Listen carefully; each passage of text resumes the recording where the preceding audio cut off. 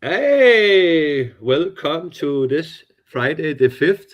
It is a special day in Denmark today because everybody is off, but not me. But I am so pleased to be joined by Kevin again, and Natalie Bunyer also have joined us today to this LinkedIn live session. Welcome to you both for a Thank half an you. hour talk. Natalie, me and Kevin are drinking coffee. Today is Danish and coffee. I heard you drink water, but I have brought you a virtual little bouquet of flower because you are the Oh, first thank you woman very much. on the show today. So, but you are in UK, so I cannot pass them over to you. We'll have to next time. Welcome to today's conversation. I remember, Natalie, a long time ago when we met somewhere. I don't remember. I think it was in Manchester. We stood and talked, and I remember some of the things that you said to me there. What you liked the most going to work, and some of the things you liked most of going to work was going down to the call center and was going down to talk to the staff there and talk to the people there, get energized. And it was a very big topic for you at that time. I still think, and I know it still is. And I think that's a good talk for today's discussion because we talk a lot about AI, we talk a lot about automation.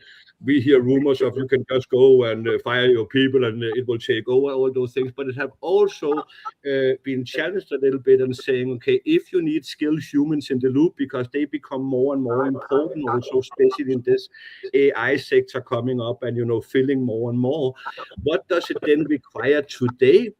Was some of the question based to what it required 6, 7, 8 years ago to be a human representative because regulation have changed, society have changed, financial situation have changed, etc. So with that word, I want to bid you all welcome to half an hour full power LinkedIn show. Welcome to both of you. Thank you. Kevin, you want to kick it off? Yeah, I've managed to go and find a Portuguese equivalent to a Danish pastry. It's probably not quite as spectacular. I've remembered to put my teeth in. So anyway, I'm going to kick off. Last time I saw Natalie, I didn't have my teeth in. We were at the Credit Connect Awards, and Natalie was out picking up an award there. So let's start off on Natalie telling us a little bit about your training initiative, because I know you're very passionate about this side of things. So just to warm you up a bit, can you talk us about what you did, what deserved the award? Absolutely. I won't give away too many secrets. So we won the Best Training Initiative, which I can't take too much credit for because it's not the department I'm involved with, but it's led by Enzo. So they created a new platform called LMS, Learning Management System, just over a year ago now. And the intention behind that was to help us identify areas where, rather than just provide blanket training to all agents on a repeated basis, we decided to try and target areas that they needed enhancements in their learning. So we've also deployed elephants. I never remember if it's never forget or don't forget, sorry, one of those two. And that gives pop-up questions to our agents every single day. And it's just basically really enhanced the customer experience. So we're delighted our Google score increased again this month. We've just hit 4.6, which for a debt collection agency is absolutely unheard of. And it's testament to what our agents do every day. They have the hardest job. My job's easier. I just get to go around and chat to people and meet lovely people like you guys. So, but they have to deal with the customers on the phone. They might be vulnerable, they might be in financial hardship, or they may have a real grievance against the original borrowing or situation that they've ended up in. And they've got to ascertain what's going on, manage that situation and try and get it to a successful conclusion whilst being empathetic and understanding. So it's a hell of an expectation on them, and it takes a lot of investment from our side, and Enzo has worked tirelessly to develop a framework that delivers exactly that, and I'm super proud of what he's done, which is why we put him forward for the award. And he's got Kayla and Adrian that work with him as well, and the three of them have such fantastic relationships with everyone across the business, which is key to making sure that it's a success. Yeah, just building off that, you said something through the course of that, particularly with regard to potentially some of the creditors you work with. And very topically at the moment, we just talked before we started today about deferred payment credit, buy now, pay later. Mm-hmm. You collect in that sector. It comes under FCA regulation in July. So what do you see the challenges, both in terms of receiving cases there, but also preparing your agents to new regulations making sure that they apply the sort of FCA standards versus what may historically have been seen to be an unregulated product? I have to commend the buy now, pay later firms, because actually they've been making preparations for this for some time. A number of them have already acquired FCA authorization, being aware that obviously the changes were coming. And so therefore their approach and the requests they made of us are now basically in line with our other financial services clients. So I don't anticipate there to be too much change in that regard. Obviously we already collect in that regulated space for banks, tier one lenders. So that, again, that won't be a challenge for us. What I'm expecting to see is a change in the customers. So where historically somebody could have double figures in terms of the number of individual buy now, pay later agreements, I suspect the credit check on the way in would reduce the likelihood of that happening, because now other buy now, pay later will have visibility of credit agreements that they have elsewhere and perhaps decide that another one may not be the right solution for that customer. What I actually think is probably going to be created is the challenge for those customers who genuinely need access to that credit, which at the moment they have. And having done this for some time now, I've collected from many firms who operate in a similar fashion. So if you take it back to payday lending, or even before that, weekly payments for companies like Provident, who sadly no longer exist. And I've collected on behalf of those businesses for over 20 years, and there is a need for it. You've got customers out there who need access to credit, and just putting this block in place without us providing a solution to them is going to present a real challenge. We work in the credit union space, and they work tirelessly to try and support customers in need, but I don't think they have enough resource or support from the government in order to do that, and that's where my area of concern is, really. Before I hand over to Martin, just one thing, the area I've looked at very carefully with buy now, pay later is obviously how customers prefer to engage, and many of these journeys are very digital. And have you seen that as a challenge within how you pick up a debt resolution journey from the creditor, in terms of how the client wants to engage with you, whether that be mobile or other tools, and that becomes a sort of digital first approach in terms of your recovery strategy? So we've always made sure to offer absolutely everything, because we want to encourage maximum customer engagement. So you name it, our customers can do it if they want to speak to us. We are seeing an ever increasing rise. If we look at this time last year, we were probably in the low 20% of digital engagement, and now it's closer to 50. So that's on the up all the time. We use Apple Pay now, and the usage of that has just gone through the roof. So we are seeing customers leaning towards that. But actually, if you drill down into the different types of clients, for example, our buy now, pay later clients that we work for, their customers do engage with us via portals, and they make digital payments online. But we have insurance customers, for example, and they do not. They want to talk to us. They want to ask questions. They want to know what the debt's for, what plan they can set up. So we still have a UK call centre, but we also have that digital option. So they basically have every touch point available to them to speak to us.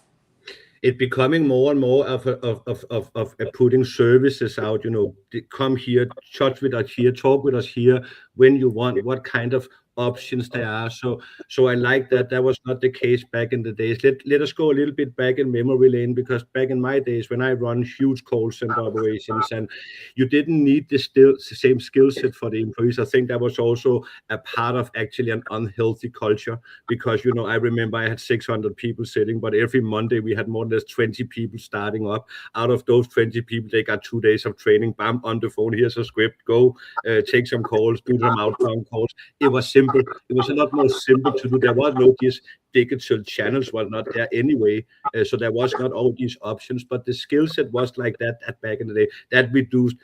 There was a price with that. What high churn of staff was low skill set, etc. Can you try to take me a little bit, because you have been in this industry forever, And that means you are still young, but you've been Very in for a long politely, time. very politely. Yeah, very polite. I also said she, but you're still very young. So, but you've been in it for a long, long period because you grew up in it.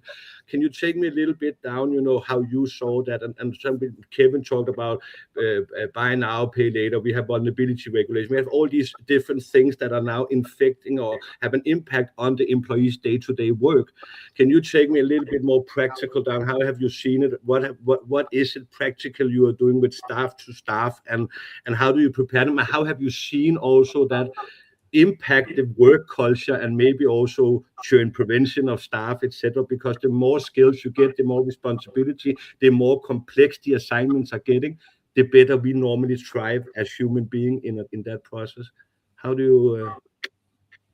Yeah, so if I think back to when I unofficially debt collected, and probably shouldn't have because I wasn't 18, there was no training. You were handed a phone and off you go. My very first job was picking up voicemails. And I just used to, when the call centre got busy, probably from about the age of 14, and in all of my school holidays, I just used to have to go into the office, download the messages, write the numbers on a piece of paper, and then people were trying to call them back. But if you fast forward to where we are today, then the number of calls... It's only 7 years ago. Yes, 7 years ago, yes, thank you. We're dealing with very, very low numbers of inbound call traffic because people don't answer their phones anymore. I mean, Apple have deployed this delightful technology that you have to declare who you are before calling, and it's all things like that that just make it harder and harder all the time. And I understand, because I often want to screen my calls because you're busy and you don't have time to answer everything that's coming in all the time. And it's but to answer your question, I think the introduction of the FCA, so that's over 10 years ago now, that brought in the need for writing down a documented evidence of what you were doing to support your staff. Now, that was a difficult thing to claim at the time because nobody had really ever had to do that before. In fact, I'm trying to remember at what point we even got a call recorder. It was probably around 2010, because before that there was no requirement to have one. And so now we very much have a cycle that feeds. So when I started, if you made a good call and you collected money, you received a bonus, and it was lovely, and you could receive a lot in bonus. However, fundamentally, there has very importantly been recognised that that is not a reasonable way to behave, because it incentivises our agents to do the wrong thing. And what we want to incentivise them to do is to question somebody appropriately and find the right outcome. And I think we've nailed that, really. So we have a wellness scheme that they can dip into whenever they want to, because they may have difficult calls. We have mental health first aiders, 1 for every 5 members of staff that we have. They have access at all times to counselling if they wanted it, because it's difficult. And as we all know, the environment in this country right now is very hard, and you may be having some very challenging conversations. And so we make sure that we invest in our people and that they feel supported and that they know that they've got good people to go to. Now, I've severely upset the management tenure of this company by joining, because if you ignore me, the average is over 18 years. So if you think the knowledge that exists in the leadership of this company is just incredible. You've got the likes of Dave, who's been in the debt industry for, I don't even want to say how many years, and it's just, but that's what helps everybody. And we have such a lovely culture, and you can tell they enjoy coming to work. I can't let this go by without saying this week is our 25th anniversary. So the company's been going 25 years. So our clients have very kindly agreed that we can close our office this afternoon, and we're having a massive party with our staff. Oh, and really excited about it. And it's our MD, Zoe Fox, makes sure everybody here knows they're part of this team, this family, and they're appreciated, and that the work they do feeds back into making this company a success. And I think if you don't invest in your people and let them know that they're important to you, why would they strive to do a good job? In a hard environment, why would they strive? Especially because it is such a rough environment, not the environment in the office. it's a brutal job sometimes to do. So I really stuck with that. I think it's fantastic. Kevin, So Natalie, let's build on that a little bit on one of your hot topics we talked about beforehand, and which is dispelling the myths, where you've got well-known finfluencers talking about and probably, giving the several of the industries a bad reputation. What's your view around how we turn that imagery around, promote, good practice? We had Dan Calcott on from Digital DRA talking about how they promote, talking about debt, and really to give some of the agents a helping hand so that they feel when they're engaging with the consumer, they're not starting off on the back foot. How do you turn that ship around, as it were? Because I know the CSA have done a lot of work in this area. I know you have. So I'm just interested in your views, and you can vent your spleen on, things that get on your goat on this one here. Okay, you mean I'm allowed to say that I hate Martin Lewis? I did check that before we came on. I think, unfortunately, over a very long period of time, he has been allowed to drip feed this negative feeling. Now, don't get me wrong, the debt recovery industry of the 1980s deserved that reputation because it was awful, and the onus was on get as much money as you can, as fast as you can, with no consideration for somebody's circumstances. And where we are today could not be further from that. And when you have television programs like Can't Pay, Take It Away, exploiting that very negative concept, it's not going to do anything. It's ridiculous. Every single time somebody asks me what I do, I tell them I work in debt recovery, and they look at me and go, "What, you knock on people's doors?" And depending on who they are, I say yes and watch them. But the fact is, we have cultivated this feeling in the media that we are all absolutely evil people who's doing a terrible job. But the reality is, if you want to be able to go to a bank tomorrow and borrow something, if nobody else pays their money back, there isn't going to be a lender there for you to take any money from in the first place. And if you borrowed 500 quid from your friend, they'd want it back. So why is it any different? And it's really unreasonable that people think that it isn't okay for you to have signed an agreement to borrow something and that there isn't an expectation to repay. And it's not just the reason why Martin Lewis irritates me is because it isn't just his view on debt recovery, but I feel he has created this feeling that you should get something for nothing. And he talks about complaining about service constantly in order to get something back. And that's such a horrible way to have your mindset with something, because what happens if you go to a small independently owned restaurant and then you complain about your dinner and you expect it for free? That's really impacting the person that you're taking that behaviour against. And I think that's terrible. And I know that he has been invited in to a number of debt collection agencies and has never even responded. And that's because they want to show him this isn't how we behave. Stop spreading these lies about us. But he doesn't want to do that. And I think that's really ignorant on his behalf. And it frustrates me. So just my solution is I have a good relationship with some people at the Treasury, and the intention is to form a working party to try and see what we can do to not just help them resolve their debt problems, but also send out a better message about the work that's being done by the industry, because I have been in it for nearly 30 years. And I'm really passionate about the way that we operate now, because it isn't the way that we're perceived. Yeah, I mean, I do a lot of work, obviously, in the debt advice space in my capacity as DEMSA, and we've run a number of events with the CSA and also with Civia as well, and the Enforcement Conduct Board, and they obviously probably make similar observations to what you've done in changing attitudes. But I think importantly now, in terms of how you treat some of the staff involved in it, and certainly Civia have identified cases where there's been violence involved against some of the agents in there. But you remember, Kevin, the last event they had to actually not reveal the location before it came up to, because they were afraid of people standing outside at that group of, and that comes from something, as you said, something is provoking that conversation instead of actually you have a great point. You buy something, you need to pay for it, you can come in problems. There is a professional service, and that, as you said, is a long way back before we hunted people down on phone and we were knocking on the doors every second day. You have all these options, all these help schemes to help them through vulnerability, to do income and expenditure check, to give them support tools, to if you are in problems, etc. So it's actually becoming like a range of services to help you as a person that did come in problems in some kind of your private life that you weren't able to repay. So I think it's trying to find the right balance, isn't it? And it is. I think this is where we've got the segue into AI.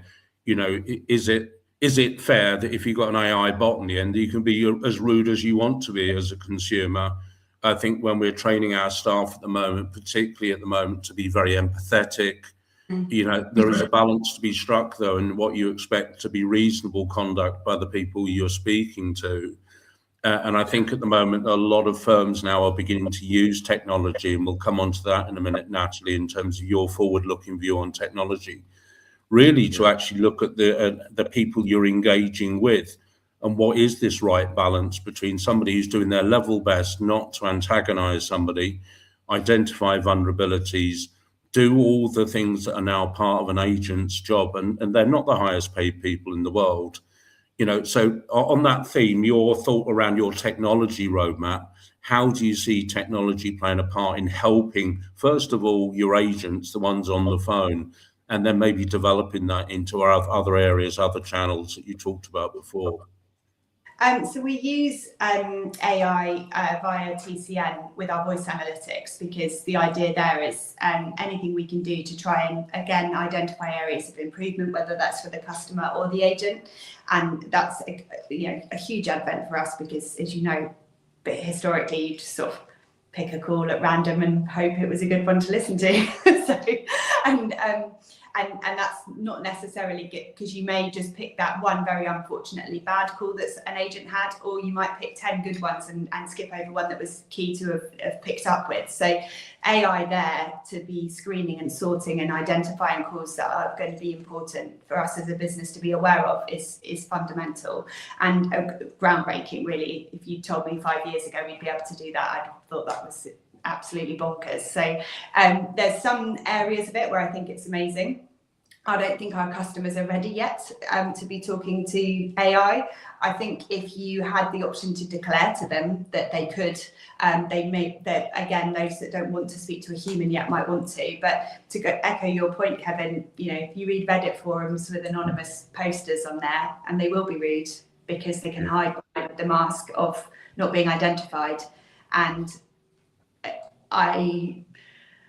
it's a scary area, because I would never want to put our agents in that position where they are dealing with somebody who thinks that it's okay to speak to them in that way. And we're very clear with them that they don't have to accept that kind of behaviour or abuse, because it's not reasonable to expect them to do that. Nobody should receive that behaviour. And I know Michael Lyne very well, who, as you say, who does civil recoveries, and the stories about what he and his agents have to endure is absolutely horrendous. I think that you mentioned something great there. How can you identify, how can you use AI tools to identify where also is there dialogues where we should train our staff more, where is there, so you have that, to actually enhance your humans to be better, to understand the production better. I think that's also when you explained, Kevin, we talked a lot about how do you get your staff with you, because a lot of projects, when you use AI, if you just implement it too fast, you also get resistance from your staff, because what is happening now? So you need to have your staff, and I want to hear your perspective on that. A part of that journey is the same when over in BPO collection, where we are now taking every 100% of all inbound calls. We are not talking with the clients in a full dialogue. We are taking 100% of all the ID&V process. So while the client wait in a queue to talk to a human, we go through that 4-step ID&V process and then hand it over to a human. So the client don't need to wait. The human don't need to spend 1 minute and 50 on an unnecessarily conversation, and can spend that time on that. And I think that's a key factor also, because I agree with you. It's not ready. You're not ready to take over, etc., etc. But you can take this. And I think that's also my advice to everybody. This is how you get your staff to love the process, that you are now putting new technologies in around them. And I think it's super important. And I asked some of the staff in BPO, and they said, yeah, but what we love with this, it didn't take away our job. It took away an assignment we didn't like to do. And now we can spend our time on the valuable conversations. So I think, how do you implement these kind of, if it was voice, if it was chat, if it was everything else, how do you get your staff and to be a part? Because there is an implicit fear in people: will AI take over my job, etc., or it will enhance me? How do you see the perfect recipe of getting your staff to be a part of this evaluation journey we are on right now? I think anything we do that makes their role easier, they're never going to be against it. And basically, as you identified, that is always what we're striving for. So probably one of the reasons why we did win the award is because it's one of the most important things we do here. We invest so much time and people into training our people, making sure they feel supported. So if it was an IDV product, which I know obviously we've been speaking to you about, because we do see it as something that could be potentially really positive, because if customers, and anything that reduces friction for them is fantastic. So we sadly aren't at the point that our call center is so overloaded that we're not dealing with the inbound traffic, but that's because it's reducing all the time. However, there is always going to be somebody that's trying to get hold of you out of hours, and if we can offer a solution there for them so that we're 24/7, that would be amazing. So we're always looking forward for things we can do to basically give our customers the option to talk to us whenever they want to. Natalie, recently Equifax produced their financial health report for 26, I think it was. That did reference both Alistair from BPO and I think Sarah Jane from Advantis, talking about neurodiversity. So again, something that's, my memory is normally pretty good, but it seems to have come on our agenda in the last 12 months with the Rush, Step Change, and others have covered it. How do you deal with something that suddenly becomes very topical in our sector, where, in some instances, 20% is quoted as parties that may need to be treated slightly differently with additional support needs?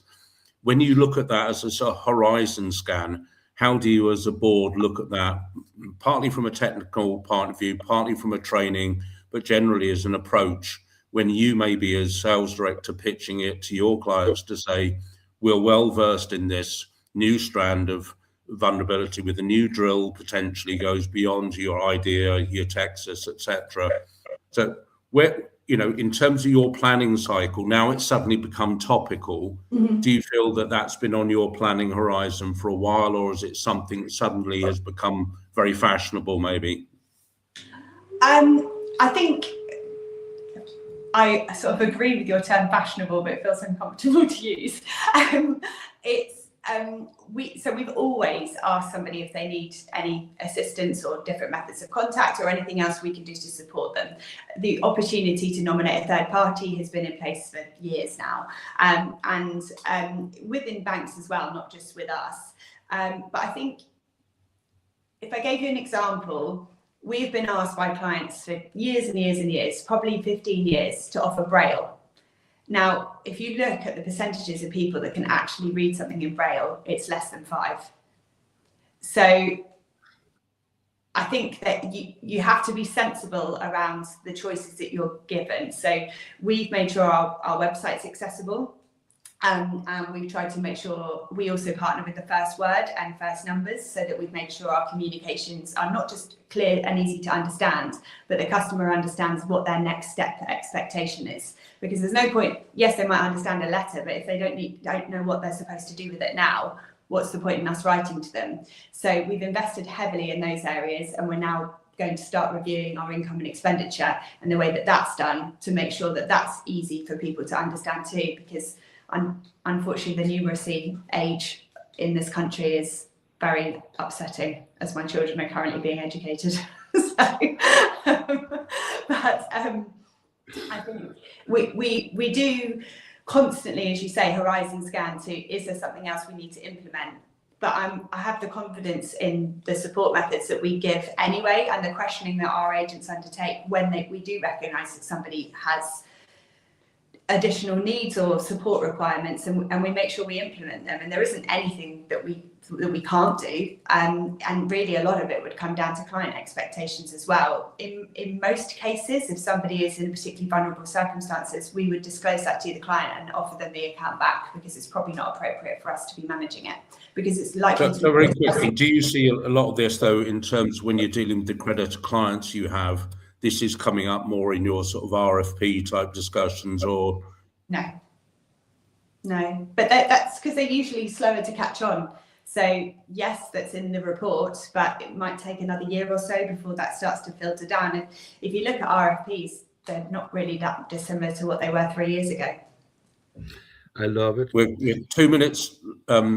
Is there anything burning, Natalie, that you'd like to talk about? We've got Martin Lewis off your chest. I don't think we have. I don't think we have. No, Martin Give me a call. all right. I don't think you would